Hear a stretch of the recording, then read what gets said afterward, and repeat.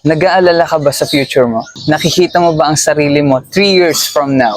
Yo, you're listening to Romeo. Ang mga bagay na hindi pa nangyayari ay madalas magdulot ng labis na pag-alala kapag pinagtuunan ng pansin. Mapapagod ka lang kung palagi mong iniisip ang hinaharap mo. Mauubusan ka lang ng energy.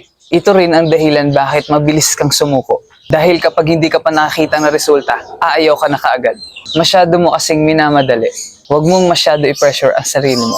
Hindi ka magiging determinado kung magpupumilit ka palagi. Huwag kang mag-focus sa hinaharap, sa halip mag-focus ka sa kasalukuyan. At kung paano ka makakarating doon.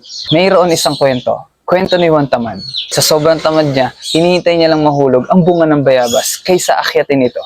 Hindi dapat ganun. Hindi mo makukuha ang isang bagay kung hindi mo paghihirapan. Paano kung hindi na mahulog ang bayabas? Hihintayin mo bang mahulog kahit may paraan pa para makuha ito? Kung meron kang vision sa sarili mo, kailangan mo pa rin kumilos. Focus ka sa kasalukuyan at huwag sa hinaharap. Kailangan mo rin maunawaan sa buhay walang instant. Lahat ay dumadaan sa proseso and it takes time. Magtiwala ka lang sa mga ginagawa mo. Huwag mong sukuan agad.